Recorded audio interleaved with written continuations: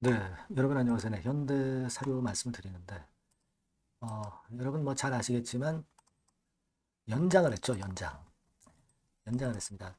상장 적격 실질 심사 대상에 해당하는지 여부를 지금 이제 심사 중이죠. 네, 심사 중인데 추가 조사할 필요성이 있다 이거예요. 그죠? 네, 추가 조사를 할 필요성이 있다. 네, 그래서 15일 연장함을 알려드립니다. 이렇게 공지가 나왔습니다. 그러니까 5월 15일까지 결정을 하겠다는 거죠. 네, 결정해서 여기서 하자가 없으면 바로 거래 재개가 되는 거고, 그렇지 않으면 뭐 다른 결정이 나오겠죠. 자, 이런 공시가 나왔는데 여러분들은 의견이 어떠십니까? 자, 이 예전에 이와 유사한 경우에 사례들이 좀 있죠. 물론 이제 기업들마다 다 틀립니다만은 이 부분도 제가 설명을 좀 드리면서 오늘 말씀을 좀 드리도록 하겠습니다. 자, 그리고 영상 후반부에는 매집주 하나 말씀을 드리고요. 현대사료는 제가 지속적으로 여러분들한테 정보를 드린다고 말씀을 드렸습니다. 여러분들이 구독, 좋아요, 알림 설정 많이 주시고요. 저도 최선을 다하는 거고요. 네, 그리고 항상 이제 좀 더 자세하고 궁금하신 부분들이 많을 거예요. 텔레그램 방에 꼭 들어오십시오. 네. 현대사료 입장 이렇게 문자를 주시면 된다는 점 다시 한번 말씀을 드립니다. 자, 여러분 지금 당국에서 왜 조사 기간을 연장을 했을까요? 연장을 했다는 것은 현대사료 이쪽에서 서류를 제출을 했는데 뭔가 이제 보완을 할 사항이 있기 때문에 이 부분을 좀 보완을 해라 너네들 그 서류 제출을 해라. 자, 그러면 거래 재개하도록 해주겠다. 막 그런 의사일 수가 있죠. 그죠? 네, 아니면 거래소 당국에서 뭐 직접 현대사료 측에 요청을 또 할 수 있는 뭔가가 있을 수 있고요. 여하튼 지금은 보완이다 이런 얘기입니다. 근데 제가 볼 때는 그런 생각이 들어요. 우리가 사실 사채를 뜰한채 건설이 발행해 가지고 자 그래서 이제 카바 주식 대부분 7,622만 주 정도를 뜰한채가 양수를 했잖아요. BSJ 홀딩스로부터 그죠?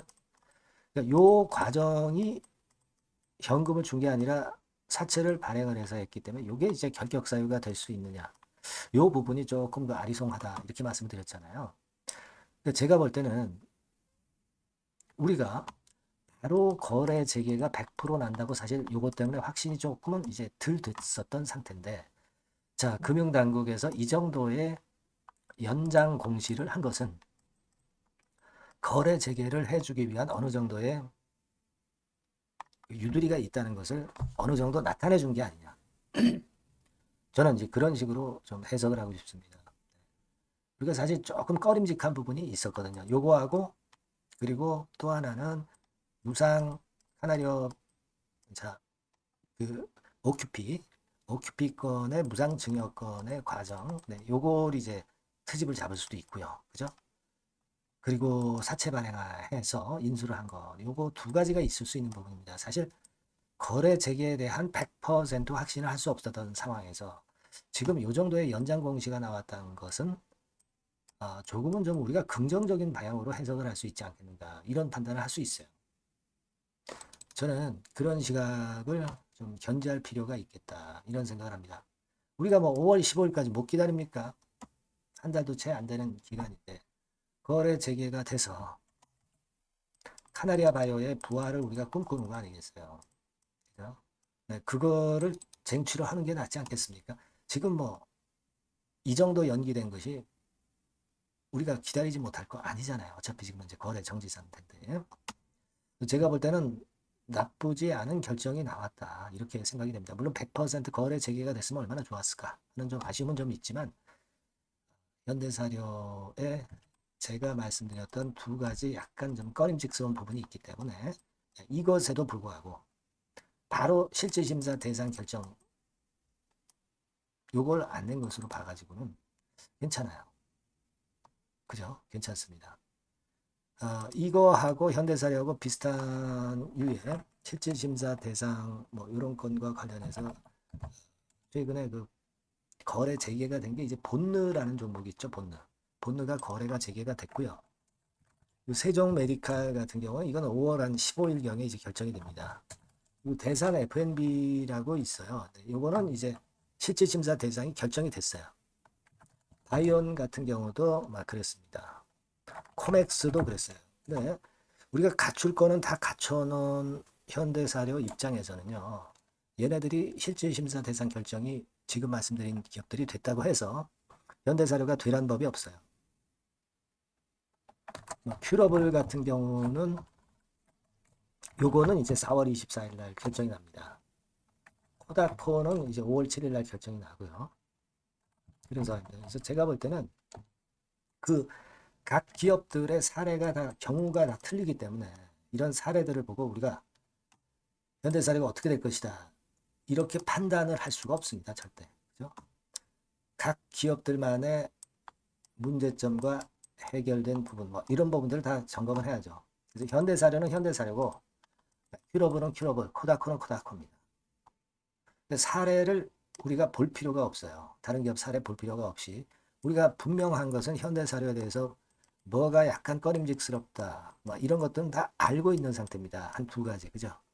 이게 잘 통과가 될 수도 있어요. 여러분 키는 뭐 금융당국에서 쥐고 있기 때문에 지켜봐야 되겠지만 지금 이제 요 정도의 공시가 나온 거 연장 공시가 나온 것으로 봐서는 나쁘지 않습니다. 여러분 그렇게 한번 보시고요.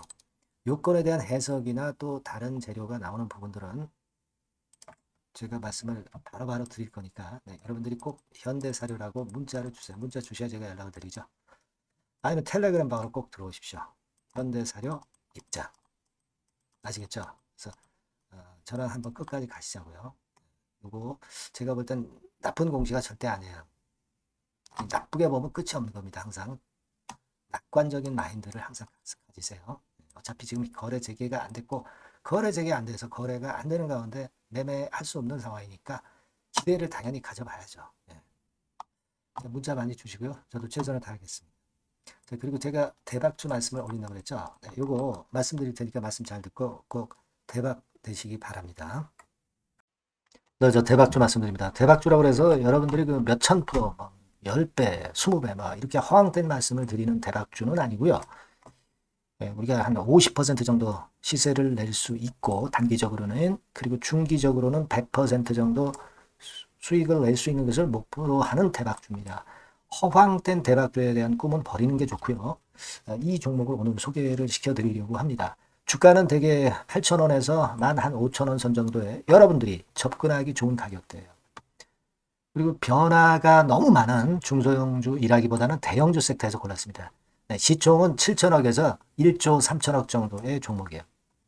자본 총계는 한 1조 5천억에서 2조 5천억 정도의 안정적인 구도를 갖고 있는 그런 대박주입니다. 우리가 우량한 종목에서 선택이 좋죠. 그 종목에서 한번 선택을 해봤는데요. 투자 기간은 2 내지 4개월 정도. 그렇게 보시면 되고요. 자, 핵심은 그럼 뭐냐? 여러분들 뭐 상호관세 이 건 때문에 상당히 어려워하십니다. 이 상호관세 악재를 회피할 수 있는 정도의 모멘텀 있는 종목이고요. 여기 나와 있죠. 그리고 대형 정책의 수혜가 있습니다. 초대형 정책인데 좀 이따 말씀드릴 거고요. 그리고 안정적이고 그러면서 대박을 내야지 불안정하면서 대박을 내는 것은 상당히 그 반대 리스크가 너무 큽니다. 그래서 이런 종목 쪽에서 골라봤어요, 여러분. 자, 먼저 그러면 우리가 주봉 차트부터 한번 살펴볼 필요가 있죠. 주봉 차트를 한번 제가 보여드리면 자, 이런 식입니다. 이미 대바닥을 찍고 상승하기 시작하는 초기 국면이에요. 그러니까 우리가 이미 급등을 해버린 것은 필요가 없어요. 하락에서 상승 전환하는 초기 단계의 종목으로 말씀을 좀 드리는 겁니다, 여러분. 이런 종목이고, 자, 그 다음에 보면은 수급을 우리가 봐야죠. 근데 뭐 외인 기관이라든가 이런 메이저 수급이 일단 좋아야 된단 말이에요. 수급을 보면 이런 정도 모습입니다. 이미 초록색의 기관은 매집이 계속 지속이 되고 있고요.